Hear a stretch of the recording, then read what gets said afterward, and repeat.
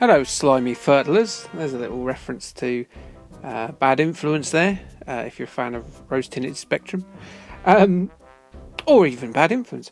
Yeah, so this is the RetroTech 120p challenge, and this is Ninja Gaiden, a Tecmo 1988 game that was a game that launched a franchise ship that still occasionally has games coming out now. It's had many, all very different. Well, not that different from each other, but different from this, because it doesn't really play a lot like any of the other games. Look at those buttocks, by the way. That's indecent ninja buttocks, and look, they're sort of framed as the title screen.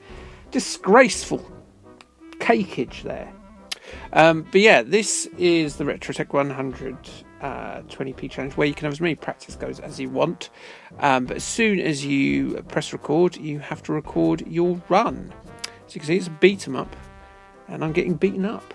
And my practice run on this, I did better. I got to a bit further than I get on this, which is gutting, I say. But dem's the rules. And I get, yes, so as you can see, it's a sort of scrolling beat 'em up in the style of, like, I don't know, Double Dragon. Not quite as playable as the greatest of the genres, and nothing like any of the games that came out subsequently. Was known as Shadow Warrior, or Shadow Warriors, in the European territories, which is why you might recognise this if you were a player of Ocean Games in 1990, as they converted Shadow Warriors to a lot of the home computer formats, including a very garish one for the Spectrum. It was very big on colour, absolutely charmed the pants off the people at your Sinclair, that one. I got it, and it didn't play particularly well, but it sure looked the part as someone starved of colour on the Spectrum. But it also came out courtesy of Ocean for the Amstrad, the Atari ST, the Amiga, the Commodore 64. So, and then it also came out separately by different companies for the Lynx and the PC.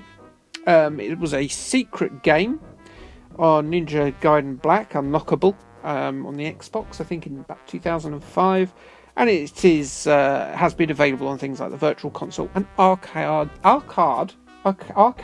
archives since then. Have you not eaten your ice cream yet?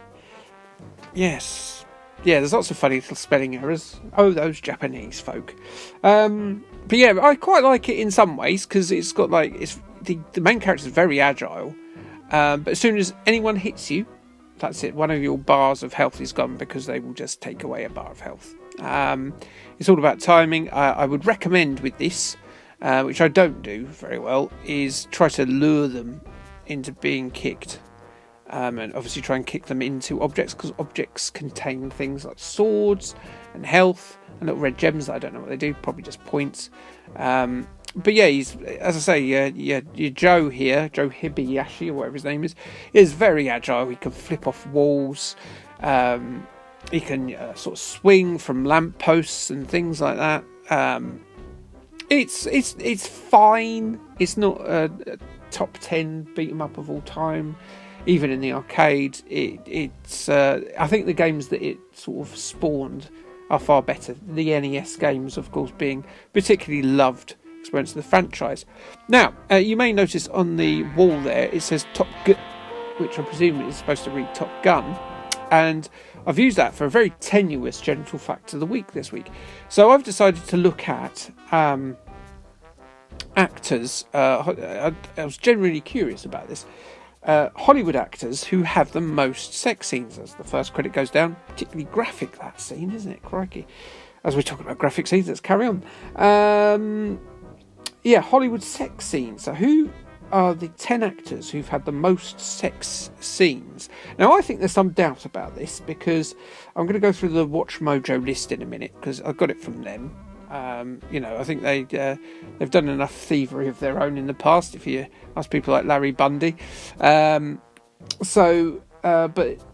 I was kind of going, well, there's some talk online, and I was like, yeah, they've been in it a lot. People like Eva Green, Noomi Rapace, or whatever her name is, Rapace, I don't know. Pardon me.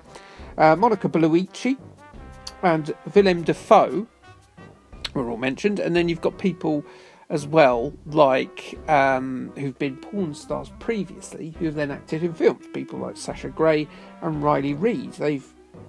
Do they not count? I suppose they don't. I suppose it was a bit tenuous. But here is the Watch Mojo list anyway. At number 10, we've got old Leonardo DiCaprio. Does he only appear with girls under the age of 25? Probably. Then Julianne Moore, and I think, yeah, I've seen her breasts a lot, I think, over the years. Ben Affleck, I know, obviously getting a divorce from J-Lo, maybe she saw some of his scenes. I'm like, well, you're more into it then. Republican voter Mark Wahlberg, Marky Mark, of course. Tom Cruise. I mean, he's been around long enough. Dude still looks like he's in his 40s and he's 60 something. Sharon Stone, you're like, yeah, fair enough. Yeah, that's probably about right. Then Brad Pitt. And you think, oh yeah, he's been around a fair while now. Rumoured to be very horrible to Angelina Jolie, which we can't condone because she's a gorgeous princess. Robert Pattinson, and you think, oh, he's not been around that long, has he? And you think, actually, dude's in his 30s now, his mid to late 30s, and there's probably loads of films I've never seen with him in. I've seen some of his films. I'm not going to be watching Twilight anytime soon. Jake Gyllenhaal has been in a lot, apparently, at number 2. But number 1, and I was actually very surprised about this, Keanu Reeves. And you think, I remember there's one in Matrix 2, and I'm sure does he get jiggy with it in like John Wick? Don't know. But yeah, apparently Keanu Reeves is the star who's been shagged most on screen. So there you go. I hope that's informed you. Julianne Moore and Sharon Stone being the only 2 ladies on the list, I'm not surprised about them too. They have been in a lot of sex scenes, and obviously I'm not paying much attention to the fellas, apparently, as I fight this big fella too. He's got a very big head, hasn't he? I remember thinking when I played the Spectrum version of this that they must have made his head bigger for the Spectrum one, just so it stood out a bit. But no, that's what he looks like in that as well. Nice Viking in the background. Excellent.